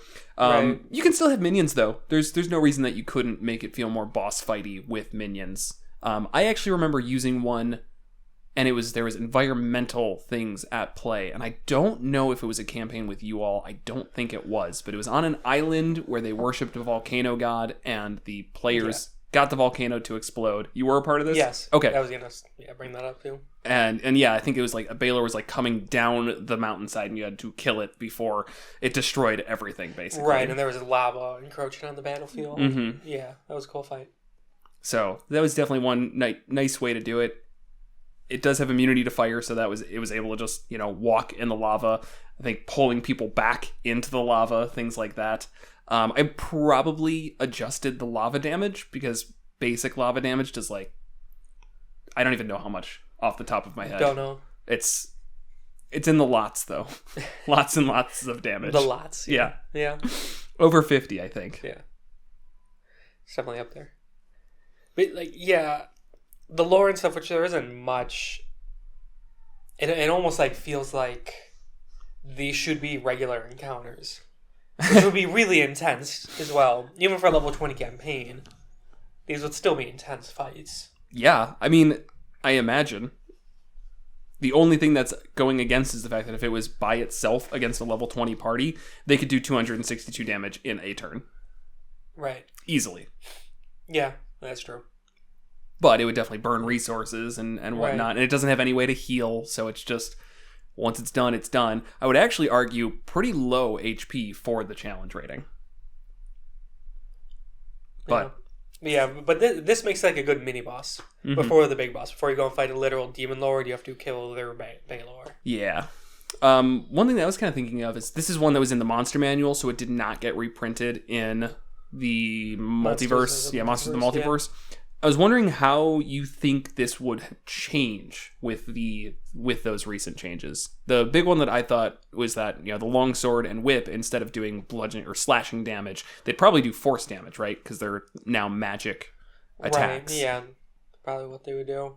Allowed to do a teleport in place of a longsword or a whip attack. Oh, that would definitely be good, and I think that would actually be much more interesting as well, because the teleport. As I said, it's not worth an entire action every time, but bouncing around the battlefield and whipping people or longswording them, that's terrifying. Right. It would also probably make getting the fiery aura a lot easier to get off as well, to have people be within 5 feet. Right.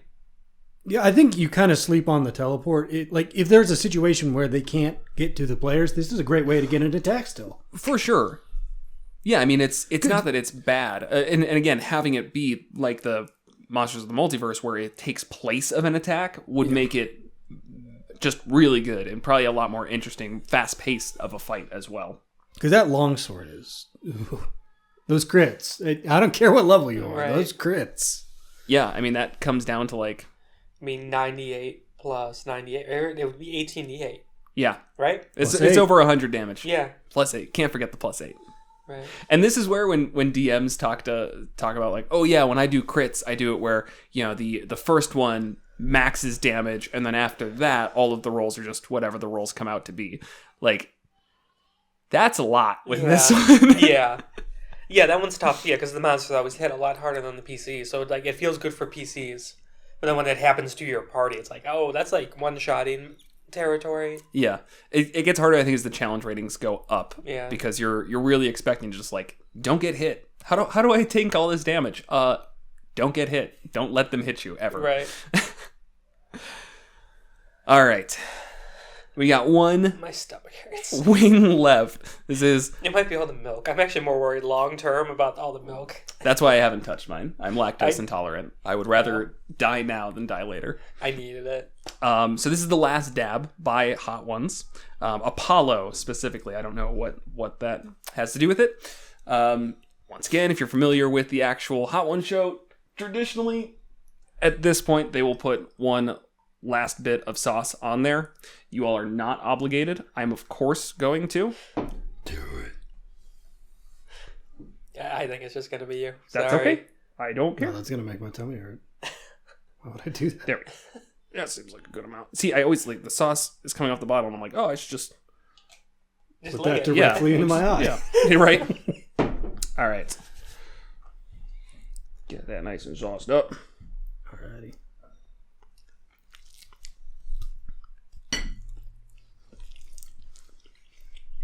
What are the Scovilles? 2 million plus. All right. Yep. I'm just made up at this point. It's really just styrofoam. Like, note the dinkiness of the wing I was given for this. Right. Same. Mine's pretty small too. I figured you guys wouldn't finish them. Oh, Nope. Another really slow one. Mm-hmm. I guess you explained already. That's. And that's what's always terrifying. So it's like, where's the spice? Is it coming? Should I take another bite? That sounds like it has a parallel. Okay, it's starting to build a little bit, but we'll see. All right, last up, we have ancient red dragons. I guess just dragons, but we're only going to talk about ancient red dragons. Somehow, in this show, we have avoided talking about dragons in any real depth. That's bullshit. I remember multiple episodes of me explicitly saying I don't like dragons, so we had to have brought it up. That's about all you Jared mentioned? did say in any depth. Yes, in any depth. I think we talked about like the Draco Lich at some point, but that was That about sounds it. right. They're classic. I mean, they're red dragons, right? They're the most dragony of dragons. Oh, it's in the throat. The fire breath, that is. Oh, yes. Everyone do their impression of a red dragon. Oh! Oh! I'm sweating. Oh, yeah. That's a good sweat. Load faster. So yeah, Somebody take it from me. me. The Challenger in 24. I mean, these are the big dragons, the really tough ones. I always we haven't talked about them because I haven't been that interested. I think you guys are in the same boat. I definitely haven't pushed it. I don't find them super interesting. From a stat block perspective, I find them boring. Yeah. Like, offensively boring. We ran a green dragon fight a year ago now. Was fantastic from my perspective. I know it was for you guys. I'm talking for you, but it's a really just a fun fight. But it was because there's so much more to the dragon than the stat block, and I added spells. But having minions, the layer actions, the actual terrain and like outlay of the dungeon was its own difficulty to deal with. Right. In a white room, a dragon is just not really exciting. It's a lot of damage. It's a lot of HP. Generally a pretty high AC. But there's few things on here that make me go like, whoa, I can't wait to use that ability. And when I use it, my players are going to be scared or excited or something, feeling anything other than, oh god, I'm dying, I'm on fire, please help. Right, yeah, dragons need a lot of setup to work out well, like their layers and where you fight them. Because otherwise they are just kind of like a stack of meat with a fire breath. And it comes up a lot where you'll see people say, like, I've been playing D&D for 5 years and I've never fought a dragon before. I think that's a good point. Is the as you advance in Dungeons and Dragons, you see fewer dungeons and fewer dragons. Do you think that as time goes on? I feel like to me, it's like we build up to those. Yeah, I know, but it seems like we spend a lot of time outside of those situations because we're Entirely. doing much more complex role-playing type things, things with a lot more consequences. A dungeon and a dragon are both very straightforward things. Mm-hmm. You defeat it. That's a very good point. And I think in general, D&D has moved very far away from that because the fun does not lie in just defeating and overcoming the challenge. That is the reason why overcoming the challenge feels so great is because of the story implications that come with it. And that's always how we've merged our games. I mean, we've always said we're very into the technical details. Obviously, we love stats. We love the crunchiness of combat and those 3-hour fights that are just like, oh my gosh, how are we going to survive this? And then you win. But it needs that backing. It needs the town that's under duress. And if you don't save them, you know, you won't get what you need, or whatever. They're just being the heroes. Right, and the dragon needs lore. It needs a name. It needs a myth that was built up around it. Because, like, these are ancient creatures. They live for... Like 6 months? No, actually, thousands off the top of my years. head, in 5th edition, I'm not sure if they're just considered immortal or not, but... They almost are. Effectively, They're effectively immortal. I think there's, like, some things to give your dragon's personality, and one of it is, like, you know, you're so obsessed with living forever, and, like, it's only been a taste of life. You feel like you're obsessed. They become obsessed with immortality. Right. Yeah, so it needs that big build-up, and... It's work. Yeah, I think effectively using dragons, so it's a really cool, memorable fight. These work. Because you need to, like, lay the ground... I guess you don't need to. I think it works best if you lay the ground seeds earlier. Like, if you're in a campaign and know later on they're going to go take on a dragon. When they're really low level, talk about the dragon flying overhead and everyone fleeing in terror. Maybe the dragon bothers them at one point and, I mean, doesn't attack them because it's beneath the dragon. But... you know, really instill that fear, and now this is this goal for them to work up to the slay of the dragon. And that's really classic kind of like knight storytelling. Sure. Slaying the beast that's harassing the town, slaying the dragon. Yeah, this last one was really lingering and just has not stopped building. Thought I was doing okay, and it's like as I'm sitting here talking, it's like my brain's not here anymore. I'm considering going back to the just bomb. Screaming. I think that one thing that is missing in my eyes from the from just the book, and this is, you know, just a classic blunder of the monster manual, is it wasn't very deep of a book by any means, including a way to name your dragon, situations that set up where a dragon would be involved, that it might actually have. Oh, we got Red Dragon Ideals, adventure hooks. It does have adventure hooks, and that I liked. I want to see more of that. But ways to, like, name the dragon and give it more rich history, I think would be kind of interesting. Right. Getting into the actual stat block, just to go over some of the highlights here. HP 546. If not mentioned, is a challenge rating 24. Red dragons are considered to be some of the most ferocious of the chromatic dragons. I think, chromatic and metallic. Yeah. And then gem. They generally view themselves as the supreme beings of a realm. They are arrogant even for dragons. They covet more than a regular dragon. They are a dragon's dragon. They're strutting down the street with their dragon chest, and they know what they want. And they're evil. They're just evil. It is said that they believe they are in service to Tiamat. I could very well see a hook of a red dragon who believes they could usurp Tiamat, and that could be pretty cool. But overall, I mean, if you're looking for that kind of classic dragon feel without putting any additional twists to it, because you don't really need to as long as you put in that other work we're talking about, then here you go. You've got a dragon. You've got the dragon fight. Right. Sorry, I was just admiring that the milk's gone. Milk is very gone. I just feel like I need to say I did not drink half a gallon of milk. This was like to there. So, doing that. What's wrong with drinking half a gallon of milk in one sitting? There's a lot wrong with that. Arguably. Yeah. You like milk. One thing that I think is missing, could make the chromatic dragons more interesting, it's really easy to steal, is like all the metallic dragons have a shapeshift. They can turn into humans or humanoids and go into the world and interact that way. And they're, a lot of times it's like they're a dragon, but it's like we're here at a town hall meeting and they're like having a discussion, so they're in a human form. Chromatic dragons don't have that in their stat block. At least the red dragons don't. I don't think any of them do.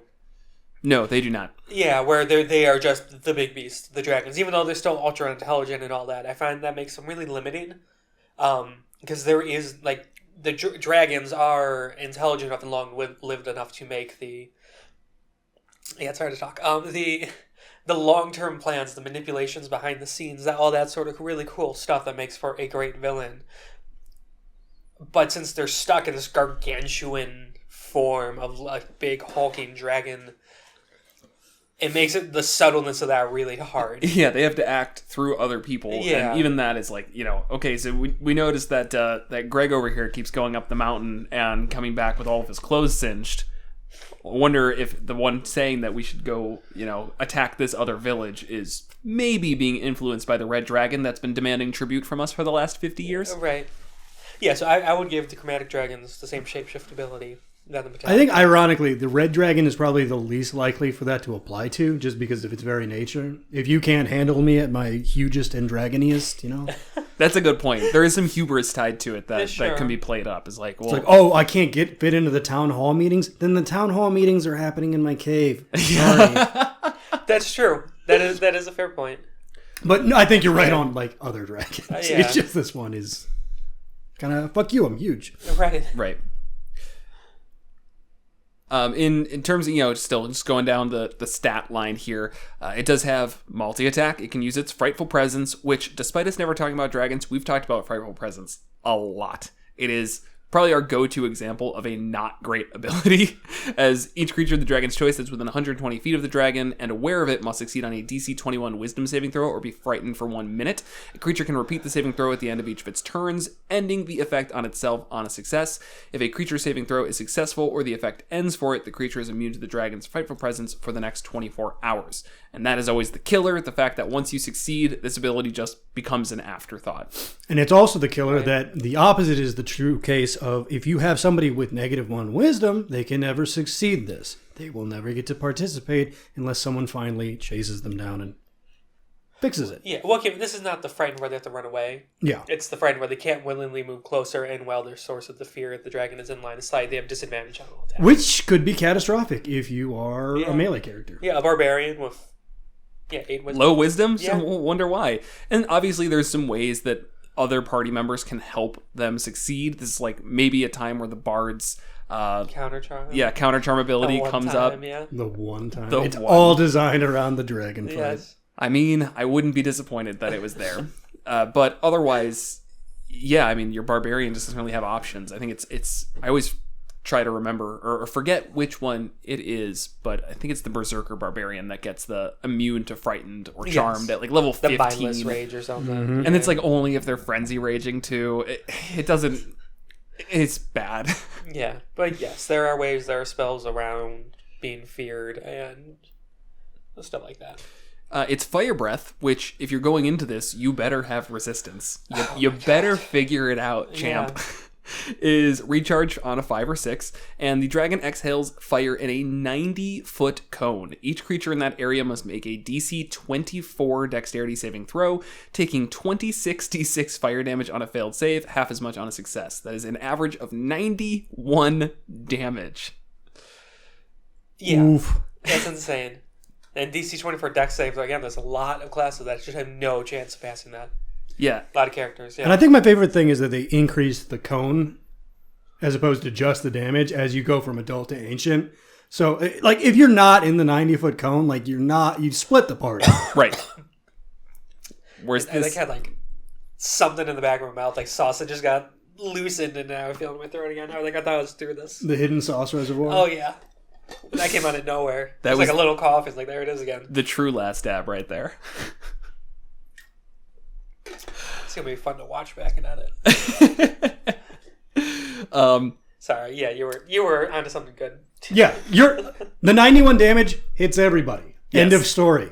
The 5 to 6, it's gonna come up. The only Yeah. one that it doesn't hit is the rogue and the monk. And barbarians have advantage, but they don't have anything else. So Right, they're because rogues monks get evasion, where if they succeed, no damage. yes, and if they fail, half. And are obviously dex-based classes, so if Yes. there's somebody succeeding on the 24 saving throw, it's probably them. Yep. So that's like a strategy thing for your party, is maybe give the health potions to the monk and the rogue if you have one in the party, because they're the ones who are going to survive the nuke, and then it's like, okay, time to fight this entire fight with like 2 HP. And you probably won't have 2 HP from one attack. If you're fighting a challenge rating 24 being, you're probably level 17, 18. Like, you're up there. This is not a, oh, we're level 13. We can finally fight the ancient red dragon. Right. Nah, you're fighting it in its lair. Like, we're not going to talk about lair actions this time around, but, like, that's not making the fight easier. Right. In terms of just normal stuff that it can do, it does have a bite plus 17 to hit. It's might as well just say it's not going to miss. 21 average damage, so 2d10 plus 10 piercing damage plus 46 fire. And then claw attack plus 17 to hit does 2d6 plus 10 slashing damage for an average of 17. So yeah, it's like a truck. Yep. Does have legendary actions. You've got detect, tail attack, and a wing attack. The tail attack's listed in the stat block. It's like 20-foot range, does 2d8 plus 10 bludgeoning damage. Honestly, not that exciting. The wing attack, for whatever reason, is not in the rest of the stat block. It can only do it as a legendary action, I guess. A little bit weird, but it doesn't matter. So dragon beats his wings. Each creature within 15 feet of the dragon must succeed on a DC 25 dex saving throw or take 2d6 plus 10 bludgeoning damage and be knocked prone. The dragon can then fly up to half its flying speed, which is 80 feet. So it can move just 40 feet real easy. Yeah. What's interesting, though, that does provoke opportunity attacks. Yeah, even if feels they're like prone. missed opportunity. I actually don't think so. I think that this is a scaled monster to the point where opportunity attacks don't really matter. You get like a little scratch on it, maybe. Yeah, you're Sure. 22 AC, 546 health. And not- you probably knocked a couple people prone. So they're having disadvantage on the Like, attack. yeah, go ahead. Hit me. I'm lining up for that kill shot. Right. Yeah. Fire bros, yeah. DC 25. I mean, that's Attacks, yeah. it's horrible. I mean, great, but just Right. yeah, it's hard to stay on your feet after that one. You missed the best legendary action, detect. Oh The yes, dragon makes a perception check. You know, I'm happy it's there, except for the fact that why doesn't it have true sight? I thought they had true sight. It has blind sight and dark vision. Yeah, I would think an ancient dragon would have true sight. I can understand like the adult and young, but I don't know. It seems that's kind of like that's not exactly an intuitively evolutionary thing. You don't start off with it, you know? An adult dragon does not have true sight, and it makes sense. Okay. Sure. Why would it grow true sight? That's very magic. It just gets more flamier and bigger and more You're healthier. thinking of dragons too bestially. Dragons are magical creatures. They have the ability to be warlock patrons. I mean, is there a dragon subclass? no, No, we've there talked never about has that. been. Yeah, Yeah, we that's might right. have talked. I don't remember what episode I think I was like on, really but- excited about the fact that it didn't exist. Yeah, because they started doing all their like draconic subclasses. Right, Like, and they Warlock missed one would make warlocks. a lot of sense. Okay. Well, either way, dragons are very magical creatures, so it doesn't. Yeah, like I don't need them to really explain to me the evolutionary advantage of gaining true sight once you're a certain age and why that developed. I don't care. They lived for centuries and centuries, and That near usually makes millennia. your vision worse. Oh my gosh! Get out of here. Then there is one thing that I would definitely recommend for any dragon fight. Give them spell casting. They need some spells to just dynamically change the fight midway. And that can be done with layer actions. I think when I did it, I like removed the tail attack. Or maybe I kept it and it was just added an option. So, hey, it costs 2 actions, but then they can cast a spell.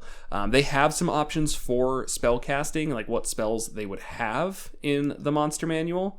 And that would be Bane, Dominate Person, Heat Metal, Hypnotic Pattern, Power Word, Stun, and Suggestion. It doesn't really give a stat block that has those in there. I wish it did, and the implication is that it would use its entire action to cast one of those spells, and that just does not fit in my eyes. Hey, I No. wonder if they updated that theory of spellcrafting. Yeah, I think they did. So, and yeah, maybe you could do it like Monsters of the Multiverse and have it swap out one of its claw attacks for a spell. Totally fine. But they're, as I said, they're magical creatures. They should feel magical. I would rather they had 100 less HP and had a spell in the repertoire to make the fight go on longer. Yeah, I agree with you there. Do the metallic dragons get spellcasting? I thought think they did. metallic do, I'm trying yes. to find them here. But metallic are generally considered good or something. Right, but it's like if you're homebrewing it, it's kind of a basis. Yeah. Yeah, a gold dragon. You could just take like a ancient gold dragon and say this is red. But my colors, you can just change the colors on me, Ellie. Actually, overall, I think the metallic dragons are usually just more interesting. They have more going on. Like the bronze gets sleep breath, which I think is cool. I guess the brass. So brass, that's what I meant. Yeah. But yeah, definitely more interesting breaths, and that's some other ways that you can change it up. I mean, frightful presence again to me is just take it or leave it. Give some other interesting ability, and you'll be much happier. If it's either frightful presence or it casts a spell, you're probably going to find a better use for that spell every single turn. And don't focus on damage spells. You don't need the fire dragon to cast fireball. That's just, it's too on the nose. All right. Yeah. So I was thinking, like, the sleep breaths and stuff, they kind of make sense for the metallic dragons, I guess, whatever. But sure, because when you breathe metal, it makes you sleepy. What do you give? When I huff paint, it makes me sleepy. I feel pretty awakened, usually. But, to each their own. I feel like the red dragon still has to breathe heat. Heat metal breath. How about that? Oh, okay. How annoying would that be? That'd be super annoying. Yeah, like a souped up heat metal. Yeah. So like it does more damage but it acts like a heat metal spell. Ah. I like that, though. I mean, that does sound interesting. Yeah. Especially if you tweak the damage. The damage shouldn't be the focus. And that's what I don't like, is they're supposed to be these crafty creatures, and it feels like when you're it's the problem of when you're given a hammer, everything looks like a nail, and a dragon is a hammer. It has no other tools to it. It's just do damage hard, and don't stop hurting them. But there's emotional damage that can be done. And the metallic dragons do not have spells in their stat blocks. Okay. Well, Adam, it makes the fight better. Yep. Make cheesy lines for every time they cast a spell. Right. I think mine rhymed. Yes. Yeah, it was so bad. It was great. We all loved it. Good. Yeah, they are such magical creatures, and that's like, just, the lore kind of beats you over the head with, like, oh, they're so magical. Well, look how beautiful and magical all these dragons are. They just don't cast spells. Don't even have magical resistance. I mean, they have legendary resistance, which is fine, but... Right, yeah, just giving them, like, an innate spell casting, and using the new... kind of design philosophy of allowing them to replace a multi-attack with one of the multi-attack attacks with a spell. I think will make a ton of sense and do a lot of good for the dynamics of that fight. Yeah. And really change it up, because then, since we're already in the world of homebrewing, just let you pick, craft the spells based on the dragon. And then really lean into that personality of them. And we've definitely talked long enough, so I won't go into the layer actions as I said earlier, but I will say layer actions are always going to make things a little bit more interesting compared to a white room fight.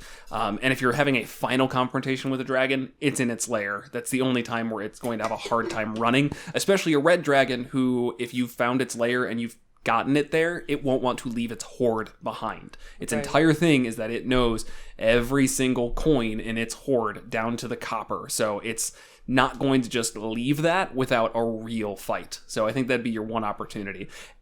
Keep in mind, though, that dragons do have self-preservation above all.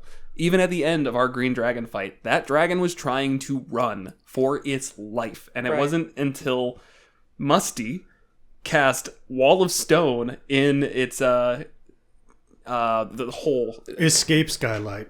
It's a natural cave formation. I can't remember the name of it. It starts with a C, and I know, Bob Francis, you're gonna comment. I know, because you told me it in the first place. Siren or something like that. Right. C-Note. C-Note, that was it, yep. Yeah, like the $100 bill. Yeah, that's what it was. Yes, it was trying to leave through a C-Note, and you I'll cast give you $100 if you fuck off. And it took it. And it you closed it down, so then it was a turn or two of it being 60 feet up and trying to break through this wall of stone. And just as it did, I think your turn came up and you cast a second one, and it was just like, it's done. It's done. You got it. Yeah. But that was really, really neat. And I don't know, something to keep in mind. Dragons have escape plans. That's, I think, the takeaway for that. Yeah, definitely. And minions. And minions. Charlie would not fight a dragon alone. Yes. And they always buy their dice from Metallic Dice Games using the code MM10 because they need to save every penny they get. And using that code gets them 10% off their order. And there's free shipping if you spend more than $50. So they're smart like that. And don't rule that out. I mean, the intelligence is there. It is, yeah. They're definitely smart enough to do that. Yeah. That's signal at the end of the episode. I think so. Okay. I mean, we did it. Yeah. I know right, it's tough. I don't know if you feel good. Nope. My stomach is pretty upset. I'm a little worried about that. I'm gonna take some Pepto when we stand up. You probably should. Yeah. That's for the best. I bought some Pepto at the grocery store. Was that just for personal use? Yeah. Yeah. 'Cause I knew I'd have an upset tummy after this one. Yeah. Well, thank you so much for indulging this silly idea. No, this was fun. Okay, it was also good. fun to record in person again. Yeah, it's been a while. Yeah. So yeah, for everyone watching, if you have other like novelty ideas like this for us to do, hopefully less painful, more fun, Or more painful, less fun. let us know. Just do gut punches. Just get punched in the gut real hard and then talk about stuff. Right? More and more powerful paintball guns. Increasing gauge needles. We're just gonna turn this into Jackass, but with D&D themes. Today we're gonna find out how bad a fireball really hurts. You know what I'm gonna say? 86 damage is accurate.